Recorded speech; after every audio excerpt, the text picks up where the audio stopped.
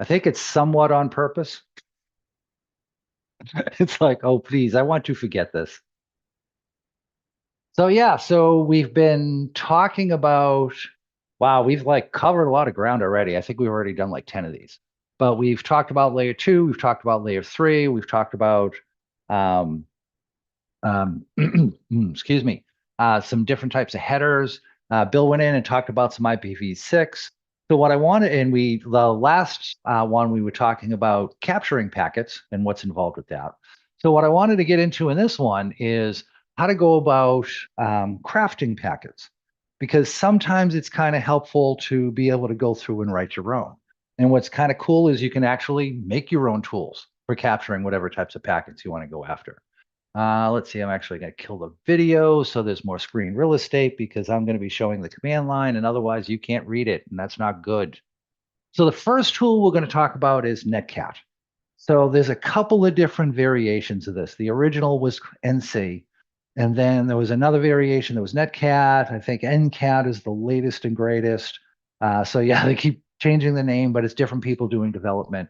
This is what's referred to as a raw socket tool, which is going to sound a little weird at first, right? Like, what do you mean a raw socket tool? What that means is you can go through and um, you can open up local listening ports or you can interact with remote listening ports. And you can actually do a little bit of packet crafting with this as well, although it's mostly at the payload level, meaning that if I want to interact with a remote service and I have some sort of payload I want to send to it, Netcat is great for doing that. So let's just jump right in. I like it when I do this. Not a whole lot of slide flare. Let's just go right in and start working with packets. So one of the things you can do with it is, like I said, you can talk to a remote server with it. So I'm going to go in and I'm going to say ncat, and I know the system that I'm logged into right here is running SSH because that's how I logged into it.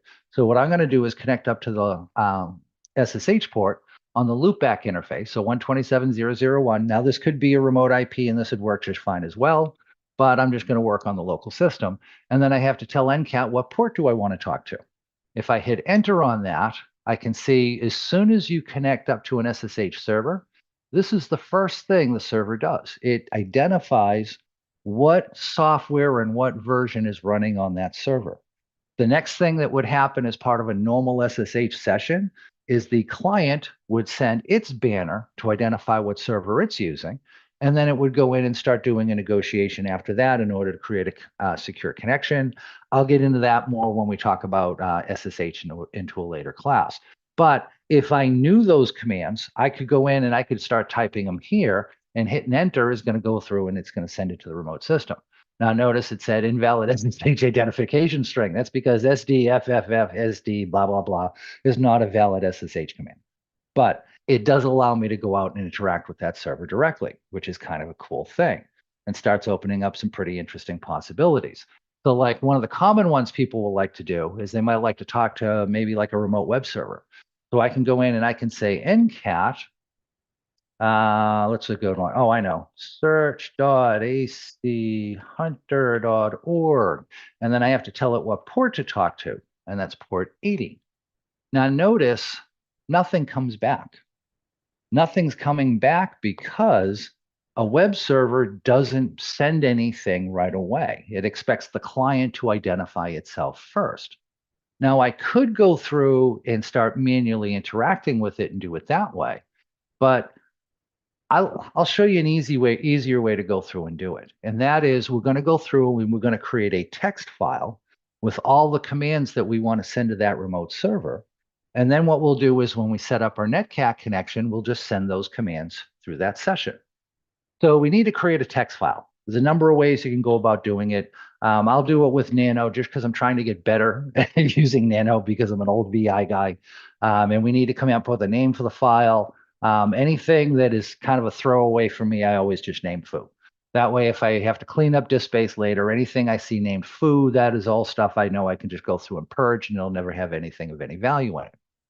Now, once I do that, I need to go in and I need to tell it, what do I want to put in the text file? And what I'll want in that text file is each line will be a separate command that I want to send off to that remote server. So the first thing I'm going to do is I'm going to send a get command. And then I have to go in and define the version of HTTP I want to use. So I'm going to say 1.1 because that's pretty common. So I've got some spaces on both sides of the / here, but no spaces before and after the / here. Then I'm going to go through, hit enter on that line, and I got to give it a host parameter. I got to tell it what's the server I'm actually going to try and talk to. So I'm going to say host, and now I need to give it the host name. And the one I was playing around with, and you can too, is search.achunter.org. And a / at the end of that is optional. Cool. Now, little caveat when you talk in HTTP, it wants to see 2 carriage returns after this in order to know that you're done sending data. So I'm going to hit 1, and then I'm going to hit 2 carriage returns. So you can see my cursor is now a number of lines after it. All right, great. Now I need to save this file. So to save it, I need to hit Control-O to write out the file. And it says, hey, what do you want to name it? I can keep the same name, or I could give it an alternate name if I want to. I'm going to just leave it as foo.txt. And then I hit Control-X to go through and exit out of that command. All right, now we need to go through and we need to send that to the remote system. So I'm going to hit up arrow, pull back the command I typed in before. Right, so I'm saying ncat search.ac-hunter.org, going to port 80, but I need to tell it to send that file information to that remote server. Well, the way I do that is with a less than sign. Now, foo.txt was in the local directory, so I just give it the file name.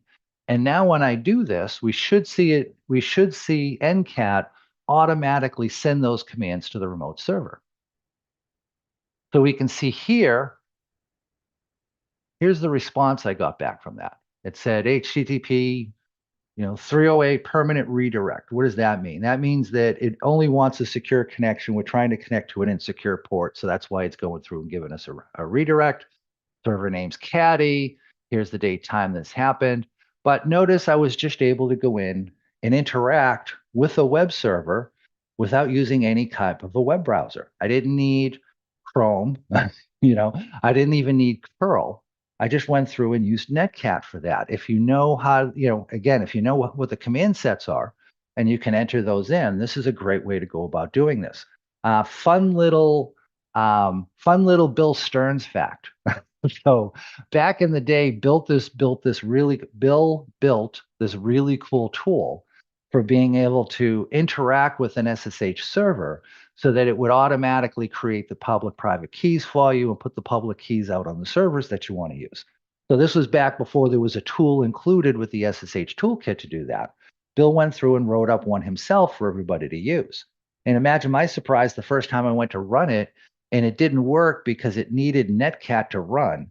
In other words, Bill knew the SSH server command so well, he didn't use an SSH client to talk to the remote system. He just used netcat.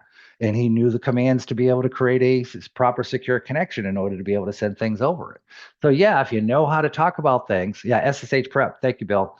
So yeah, if you know what the command sets are, this is a great way to be able to go in and kind of interact with that server directly.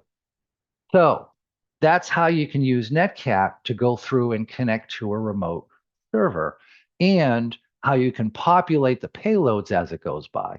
Actually, I'm going to do one more thing here. I'm going to go through and I'm going to run TCP dump. Spelling matters, Chris. And let's do a capital X, pump that through less, and we'll say TCP port 80.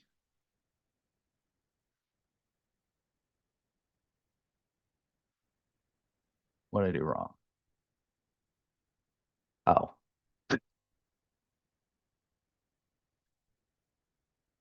Then pump it through the last command. That'll do it. Okay, cool. Now I'm going to go back and I'm going to run that command again. I'm going to come back over here, and here are my packets, right? So here's my SYN. Here's my SYN ACK packet coming back from the server. Here's the ACK from the client acknowledging the end of the connection. And here is where my client sent that GET request. And then a little bit further down, this is where the server responded with that redirect message. So again, ncat, great tool to be able to go through and use to be able to, excuse me, talk to remote systems when you know what you want to go through and you want to put into the payload. The other thing you can do with netcat is you can use that to open up a local listening port, which is kind of interesting. So I'm going to say ncat, and I'm going to say -L. I want to open a local port, and then I'm going to add in the K to say leave it open, don't kill it just because the connection closes. And then I need to tell it, where do I want to bind to this port? Excuse me. So I'm going to go in and I'm going to say, let's see, 127.0.0.1. That way it'll bound to the loopback interface, and I want to tell it to listen on port 1, 2, 3, 4. Now, that port is open and listening on that system. Let's go back to our TCP dump command. And I'm going to change this up a little bit. I'm going to say -ILO. So now we can see anything that's going back and forth on the loopback interface. Now what I'm going to do is I'm going to use netcat to connect to that port that I just connected to. So I'm going to open up a third tab here, and I'm going to say ncat, and actually try and spell it right, ncat 127.0.0.1. So what IP address did I set the listener up on? I set it up on this IP address here. What port is it listening on? It's listening on port 1, 2, 3, 4. So now I'm going to hit enter. Now let's go take a look at TCP dump. And TCP dump is going to show me, here's my SYN, here's my SYN-ACK, here's my ACK. So this copy of netcat that I just ran created a connection to the first one, but it didn't send any data yet. Now I'm going to send some data. Now, if I go look at my packet sniffer, oh, hey, look, here it is. This is some data. So that was sent from the client to the server, and then the server acknowledged the receipt of that. And if I take a look at the listener, hey, look, anything that gets typed in that other session automatically shows up over here as well. Well, this is cool because you can do all sorts of neat stuff with this. Like if you have files on a system that you need to transfer to another and you don't have a protocol in common, you can just use netcat for that. So, back before there was really good SSH support on Windows, anytime I needed to move data between a Linux system and a Windows system, I would go through and I would just use netcat for that. Now, the default is it's an unsecure connection, right? It's unencrypted. We can see everything that's there. You can read this. And now if I look at the data going by, hey, you can read this. It's all showing up in clear text. But newer versions do actually support some level of encryption. So if I say ncat-h, let's pump that through less. You can see some of the command switches that are supported here. I can turn on loose source routing, which is kind of neat because that allows me to send my packets in a way that circumvents the routing table on the internet. I can create an interactive telnet session with it if I want to. I can talk to TCP or I can talk to UDP. And if you want to do secure connections, yep, it's down in the SSL stuff here. So you can actually create a connection to a remote system using SSL TLS, or you can go through and you can generate a digital certificate and actually be a server and have netcat be a listening server that will accept inbound connections and make them secure. So it'll work on either side of this, which is kind of cool. This is one of the reasons. So now I mentioned there's NC, there's netcat, and there's ncat. ncat is the one I'm using right now. If you go to try and use NC or something else instead, all these options might not be here, and some of them don't. Some of them may support other options that you don't see here. The reason I like using ncat is because when you set up a listener, I can use that -K switch to tell it to keep listening even after this connection ends. That option is not always available on the Linux side. It's on the Windows version of netcat, but it wasn't always available on the Linux side. So that's how to go through. Let me close some of this stuff up. So that's how you can go through and create packets that have a custom payload in it. and you can send or receive whatever it is that you want to go through and do. Now, sometimes we don't want to just craft the payload. We actually want to craft information that's stored inside of the packets as well. How do we do that? There's two tools you can use for this. Oh, well, there's two tools that are my favorites, HPing3 and Scapy. Scapy is by far more customizable. You can do a whole lot more with it. For example, if you want to create like Wi-Fi beacon packets, you can do that with Scapy. It'll go all the way down to layer 2. HPing3 isn't quite as customizable as Scapy, but it's a lot easier to use. So if I say HPing3-H, here's a list of some of the commands that are supported. Actually, let me pump that through less so we can see all of them. But you can see I can go in and I can identify how many packets do I want to send. Do I want any feedback on the local interface at all? Do I want to run it in debugging mode to go in and try and do some troubleshooting? I can create raw IP packets with no header at all if I wanted to do that. I can create ICMP, UDP. It'll do port scanning. You can do blind scans with this as well. But notice I can go in and I can set things like the TTL value in the IP header. I can set the IP ID within the IP header. What else do I have? I can play around with whether the fragment flags are turned on and off.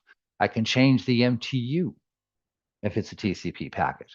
I can play around with the type of service field within the IP header. This also supports loose and strict source routing, which is kind of cool. So again, I have a lot of different options for how I want to go through and craft those packets, including, let's see if I can find it here.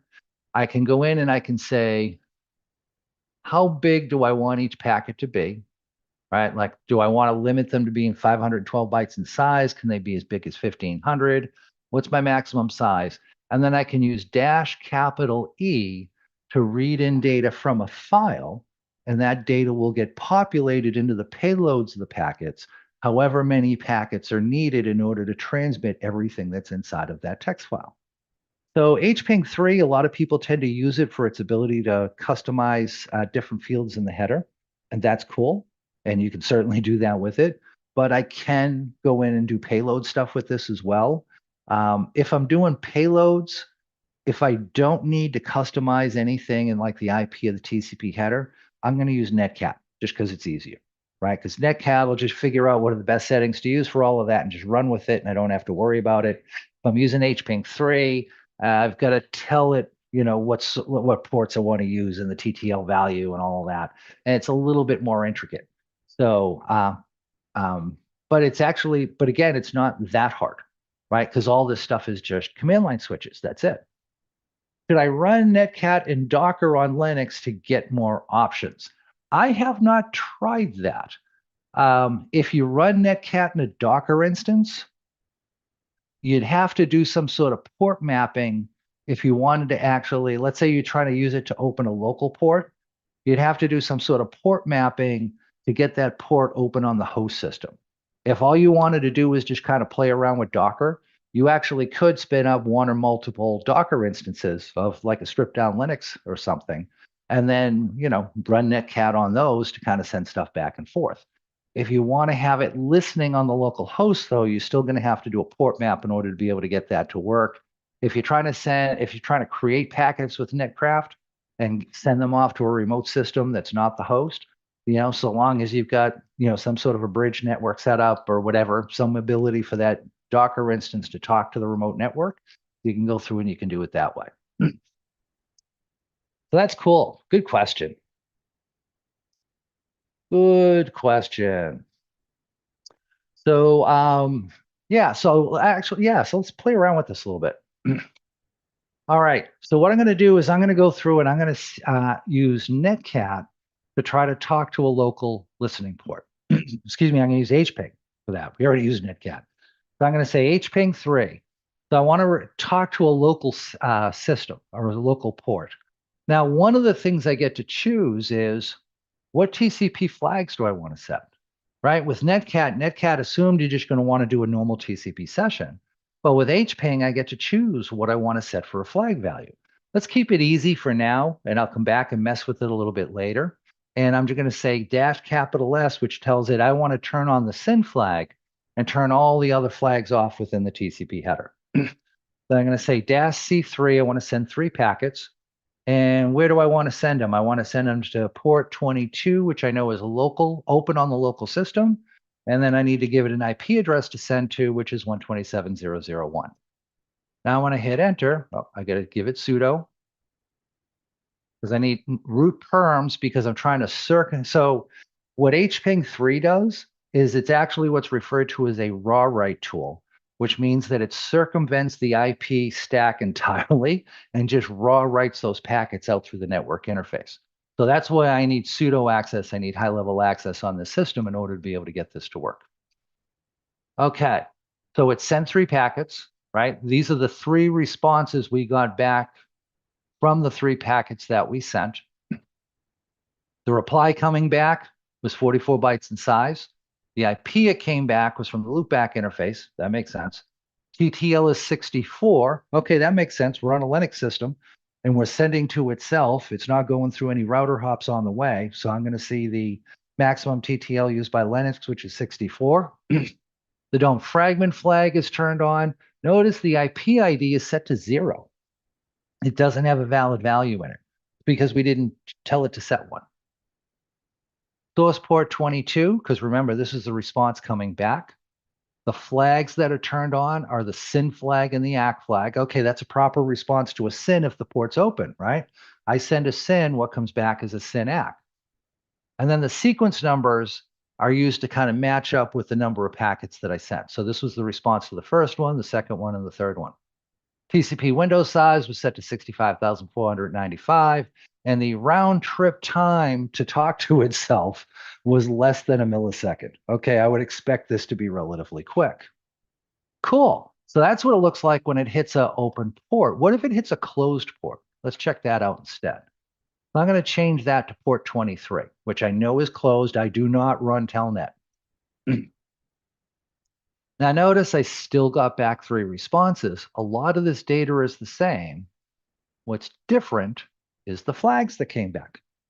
The reset flag and the acknowledgement flag are turned on instead of the SYN and the ACK flag being turned on. So when you run a port scanner, right, against TCP ports, and let's say you're running something like Nmap, and Nmap is coming back and telling you, oh, hey, this port's open and that port's open and this port's open, but everything else is closed. How is Nmap actually figuring that out? Well, the answer is the flags and the responses. If a SYN ACK comes back, that's an open port. If a reset ACK comes back, that's a closed port. It really is as simple as that to go through and kind of figure it out in both directions. Let's see what's up. Oh, okay. Yeah, cool. So that was our SYN flag scan, right? Let's try this. I'm going to do a scan again. I'm going to hit port 22, but I'm going to turn on the FIN flag by itself. Now, you should never legitimately see a packet with the FIN flag turned on. It should always be FIN and acknowledgement at the same time. There are only 2 conditions where the acknowledgement flag is not turned on in a TCP session. The first one is the very first packet in the session, right? We turn SYN on by itself and that's it. So that's one of the times that we'll only have one flag turned on, or we will not have the acknowledgement flag turned on. The other is that if an acknowledgement packet gets sent to a closed port, it doesn't really know how to process that. So that comes back as just reset turned on by itself. So our packets are always expected to have the acknowledgement flag turned on because after that very first one in the session, it's always in response to something else. So you should never see FIN turned on. So what's interesting about that is since the RFCs don't specify how you should handle a packet with FIN turned on by itself, since that's never a legitimate situation, different operating systems respond a little bit differently. So if I send a FIN packet to port 22, notice what comes back. Nothing. Nothing comes back from this at all. Well, that tells me that That's a different response than we were seeing before. What happens if we hit a let's try hitting a closed port with that. I'm going to hit port 23. Oh, look, I get my reset axe back again. So one of the scan options that you'll see with Nmap and another other port scanning tools is to do a fin scan. And you may have looked at that and thought, why would I want to do that? What's the benefit of that? The benefit of that is it usually will not get logged. Most connections don't get logged until after the 3-packet handshake is completed. So in other words, if the 3-packet handshake is finished, that gets passed off to an application that will now start logging whatever takes place as part of that session. Well, if I'm just sending a fin packet and either getting back a reset or nothing's going to log that. Now, if there's a firewall there and the firewall is set up to log anything that wasn't explicitly permitted, a firewall may log this. But at the operating system level, this is typically not going to get logged. What's interesting here is Windows will act differently. If I send a fin packet to a closed port on a Windows system, it will send back a reset ACK. But if I send a fin packet to a open port on a Windows system, it will also respond with a reset ACK packet. And to me, that one kind of makes sense, right? Because in either case, it's like, hey, I don't know why I got this packet from you. Reset ACK. I can't do anything with this, regardless of whether the port's open or whether the port's closed. Whereas with Linux, and I believe the same holds true with Mac, if I hit an open port with this, it just ignores it and doesn't respond at all. Well, that's kind of weird. So which one is correct per the RFCs, right? If we want to like follow the letter of the law, which one is correct? This has been hotly debated. I personally lean a little bit more towards the Linux camp. By that, I mean, you could look at this as that a fin by itself is an error. You never respond to errors. Therefore, that's why Linux is not responding. And that may logically make a little bit more sense and maybe be more alignment with the RFCs. You can feel differently, and that's fine. This one is completely subjective since it isn't defined. Now, the security guy in me, though, likes the Windows implementation better, even though that doesn't follow the RFCs as closely, because that means on Windows, you can't use a fin scan to target open and close ports, but I can do that on a Linux box. So yeah, there's you can go one way or you can go the other with this one. All right. Let's see. Did I miss anything? If I didn't miss anything, I think I'm pretty much done going through this, which means this one's going to be a lot shorter than we usually run these, but I've run a couple of over, so hey, having a short one probably isn't such a bad thing. We did the local listening ports. We talked about HPing 3. We looked at the options for that. Scanning, open, close ports. We talked about that. What TCP dump sees. Yeah, we looked at sniffing. Yeah, that was it. Cool. So there's two tools. So if you've ever wanted to get into packet crafting, there's two tools you can start playing around with: ncat and HPing 3. And so when might you want to use these tools? When might you want to start doing this type of thing? The one I always recommend is to test firewalls. You absolutely positively want to test your firewall. You absolutely positively want to put a packet generation tool on one side and a sniffer on the other and see what makes it through. I have worked with multiple firewall vendors that you can have one rule in the policy: anything going anywhere, drop it, and packets will make it through that firewall. Sometimes it makes it through, like in the case of Checkpoint. Checkpoint likes to pass traffic and not tell you about it. Like they're afraid that like you might forget to set up DNS, and that'll make it harder for you to connect to the internet. So they'll pass that, and they just won't bother telling you about it. They'll do the same thing with like ICMP error packets and stuff like that. So yeah, that's kind of bad. I've run into other firewalls where they're not permitting stuff through by policy, but if you get the firewall busy enough, sometimes it'll leak things through. Those are always kind of good to know about as well. So, again, what I recommend to folks is if you have a new firewall you're going to work with, right? Like I've never worked with Bob's firewall before. So I'm going to deploy Bob's firewall. Well, before I deploy Bob's firewall into production, I want to put it into a testing environment. And again, set up a default rule set and now generate packets on one side, put a sniffer on the other, what makes it through. Now swap those two tools around, maybe now you put the packet generator on the inside, sniffer on the outside. How is it doing at controlling this traffic? Do you run into any type of situations where things might start leaking?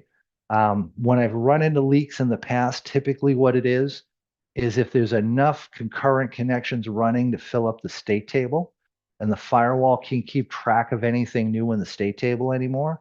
If it's not connection establishment, it'll assume, oh, hey, maybe I passed this in the past and I just don't have a state table entry for it anymore because I'm having trouble with the size of the table. So I'm just going to let it through and not worry about it. So you may find that, a busy firewall, if I try to send, let's say, a SYN packet to port 22 on a web server that's on the DMZ, that doesn't get through. But if I turn the acknowledgement flag on by itself, all of a sudden, oh, hey, look, that does get through. Um, so firewalls are definitely a big one to go through and do this testing with. Plus, it's just kind of cool to be able to do, right? Have full control to be able to make your own packets. I mean, that's kind of fun. So it's a great one to be able to go through from that perspective as well. Cool. And that's all I've got for this week. Now, next week, let me pull up. Keith made a list of what we're talking about. I just want to see, do you have to have anything set up for the class for next week? Come on, load up. You can do it. Firesides. Here we go. Go on. Oh, internet. Sometimes you're just too slow. Okay, this is the archive. I actually want to go take a look at the events calendar. Hey, look at that. I'm almost figuring out my own website. IP transports. Okay, yeah, no, this one should be cool. This one should be fairly straightforward. So next week, we're going to go through and we're going to talk about IP transports. So we're going to talk about ICMP header, UDP header, TCP header. What are some of the values in there? What are some of the things you can kind of play around with that? So that's what we'll be talking about next week. And then after that, we're going to get into 2 weeks of firewalling. So April 11th, I'm just going to go through and talk about the technologies and what are they, how they work, strengths and weaknesses, stuff like that. And then the week after that one, it's all going to be hands-on. So I'm actually going to get you set up so that if you have a VM you have access to, you're going to spin up a couple of different firewalls on it, and we're going to go through and do that packet crafting testing that I was just talking about. So you'll be able to see how one thing interacts versus another. So and then after that, we're going to get into some VPN stuff. And then after that, we had actually kind of planned on ending in May, but we'll see. If this is popular enough, we'll keep running it after May. There's certainly a lot more topics we can go through and we can add in after this. So, but with that said, that's all I've got. So let me just take a quick look to see. Let's see, a potentially off-topic question. Not sure answer will land somewhere else, but trying to set up Rita 5 on WSL. It isn't installing as expected. Are there any troubleshooting guides I can reference? Oh, hey, I think I can help you with that. If you go to our blog,